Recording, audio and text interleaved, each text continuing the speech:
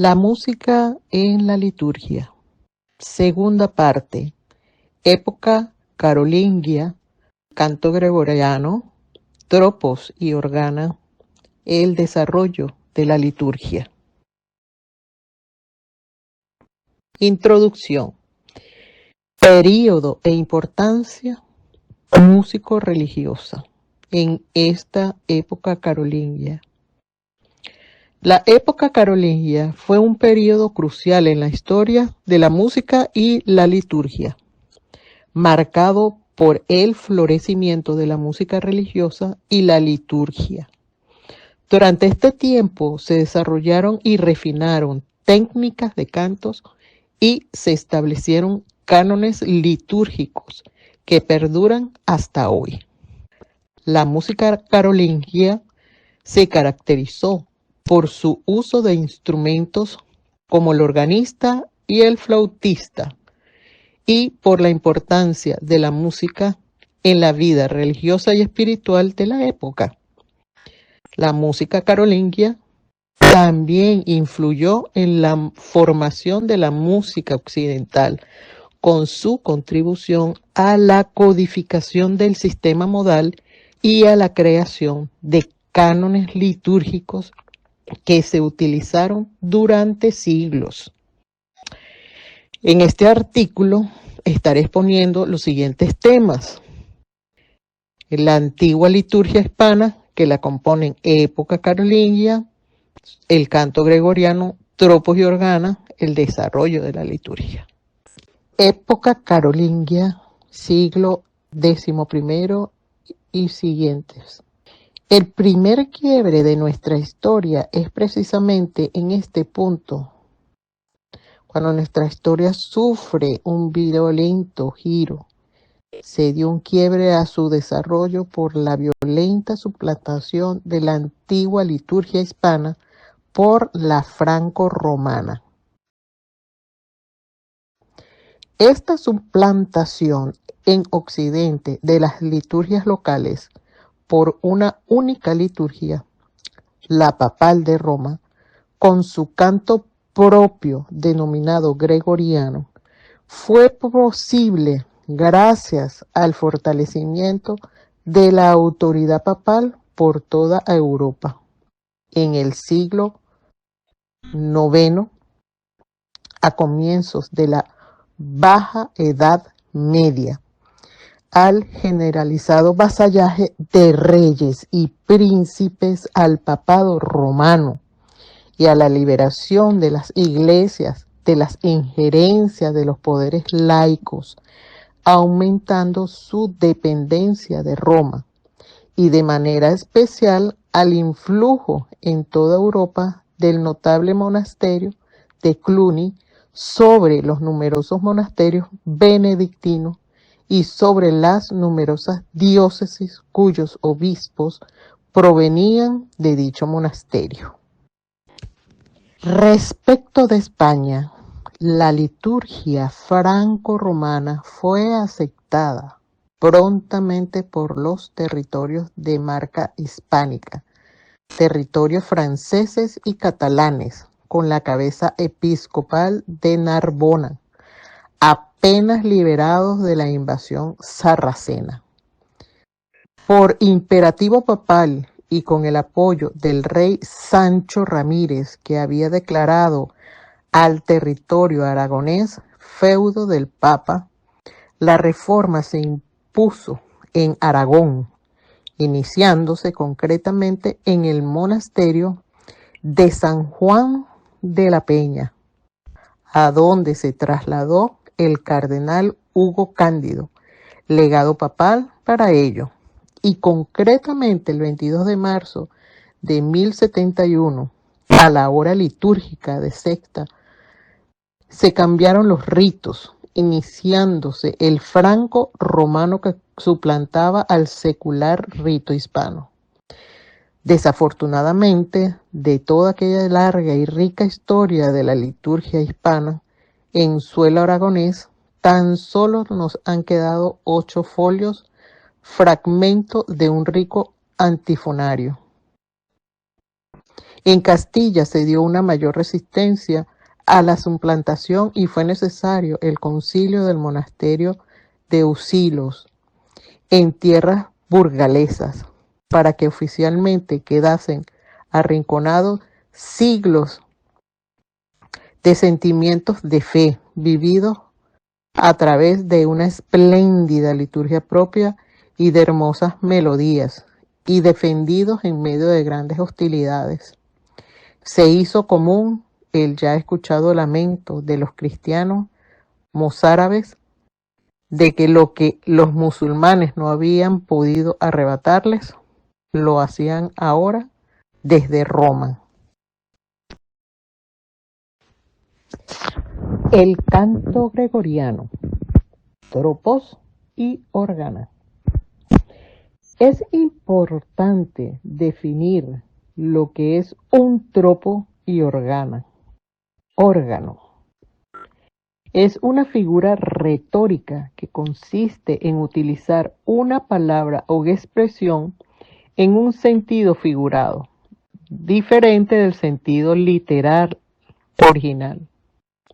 Los tropos se utilizan para darle mayor énfasis o creatividad al lenguaje y se pueden encontrar tanto en la literatura como en el lenguaje cotidiano. Existen diferentes tipos de tropos, como por ejemplo la metáfora, que es una comparación directa entre dos elementos que son diferentes, pero que comparten alguna característica en común. La organa musical es el órgano. En los tiempos visigodos era un instrumento de viento que producía sonido a través de tubos mediante circuitos electrónicos. Se caracterizaba por su capacidad para generar una gran variedad de sonidos, desde los más suaves hasta los más potentes y majestuosos. Los órganos visigodos eran utilizados en la música sacra y eran considerados instrumentos de gran importancia en la cultura musical visigoda. La liturgia papal, totalmente estructurada, no era tan emocional, como la antigua liturgia hispana. Apelaba más a los conceptos que a los sentimientos. La época creativa de sus cantos estaba cerrada, podríamos decir, ya en el siglo VIII, siendo el siglo X los primeros códices manuscritos que nos los muestran. Cantos conocidos por doquier por la gran movilidad de los monjes, la reiterada copia de los códices gregorianos y el empeño papal de que llegara a todas las iglesias esa uniformidad litúrgico-musical. La verdad es que el canto gregoriano encerraba en sí una grandiosa fuerza germinal por la que, a partir del desarrollo inicial de los tropos, fructificó en nuevas formas literarias, dramáticas y musicales. Tropos, glosas, secuencias, prosas. Los ricos códices de la Catedral de Huesca, que tuvo scriptorium propio, también los del lugar de Munébrega y la rica colección de misales manuscritos de los archivos aragoneses muestran gran variedad de estas formas litúrgico-musicales del medioevo, testimonio de que en Aragón se practicaron estas nuevas formas. Tropos que desembocarían a su vez en representaciones o dramas litúrgicos y religiosos que tuvieron supervivencia hasta bien entrado el siglo XVI en las representaciones de la Navidad, las historias, en los monumentos, la noche del jueves al Viernes Santo, la visita del sepulcro sepulcro vacío en la misa de resurrección, la estruendosa venida del Espíritu Santo con paloma viva ad hoc, tenidas en la totalidad de catedrales, monasterios e iglesias de Aragón.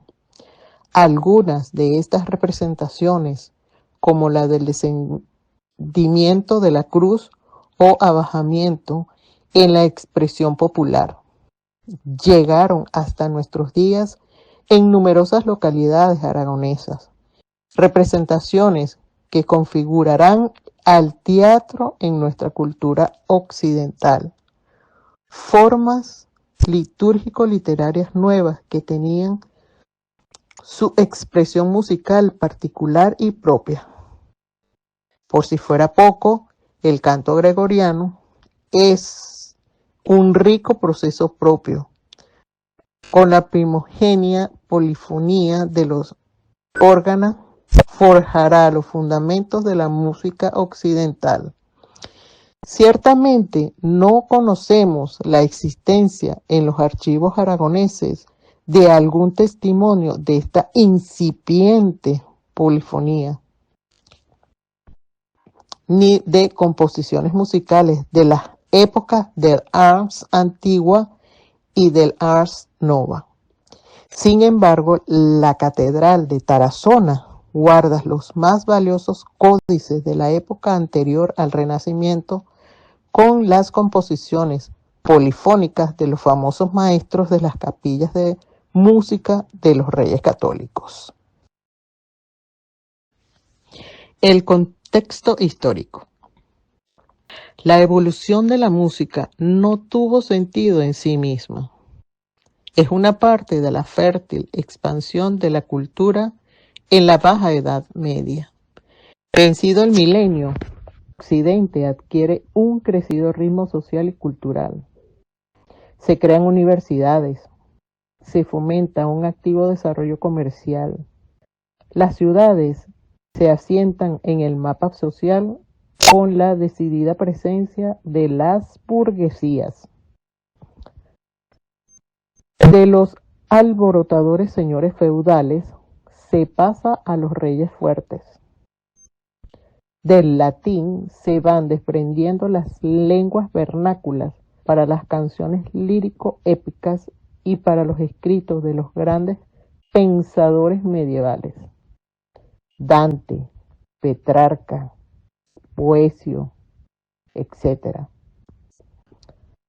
De aquellas pequeñas construcciones eclesiales visigodas de carácter funerario y atravesando los recios y serios muros de los monasterios románticos, se llega al esplendoroso gótico, afiligranado en sus agujas que intentan llegar al cielo.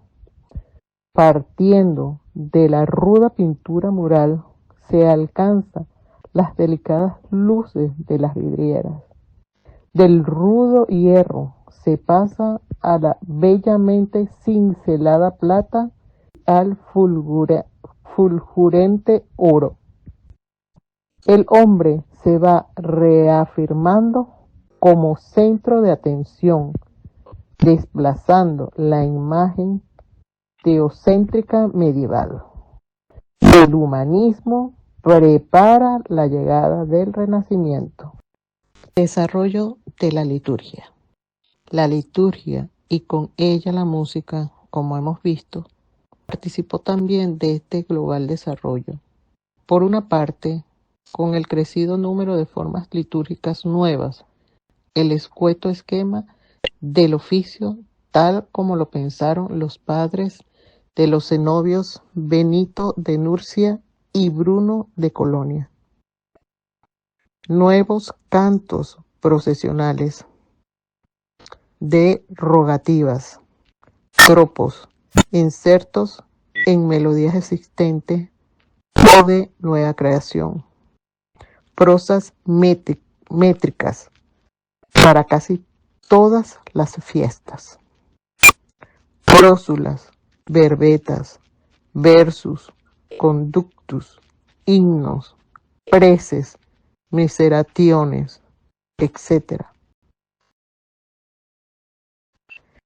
La lírica poética religiosa llegó hasta crear oficios enteros rimados y también nuevas formas en la misa, tropos de los textos del proprium, en los introitos principalmente, y también del ordinarium missae, en los quiris y agnus, por ejemplo, epístolas farcidas, etc.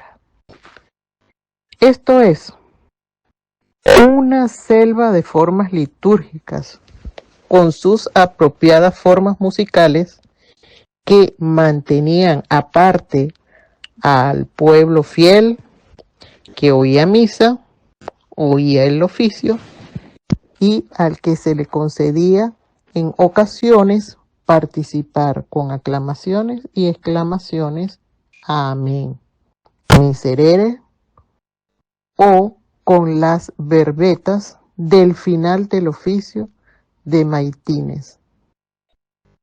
Los rituales benediccionales pontificales traen todos la liturgia de las coronaciones papales, del emperador y de los reyes.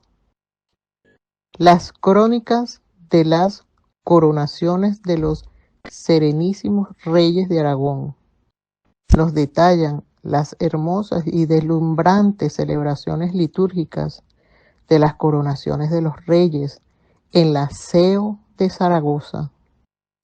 Una liturgia rica, esplendente, llena de fascinación para el pueblo que la admiraba sin participarla.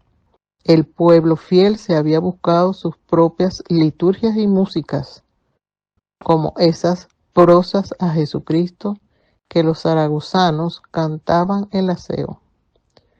Como dicen las dichas crónicas, la noche en que el rey velaba armas antes de su coronación en la misma. Cantos, rondos y virelais para las danzas de las noches en vela en las grandes santuarios y monasterios. Cantos de peregrinación para las largas rutas hacia Santiago, Roma y Jerusalén. Representaciones populares de los misterios cristianos. Da la impresión que al pueblo fiel le es ajena la liturgia de los monjes y clérigos.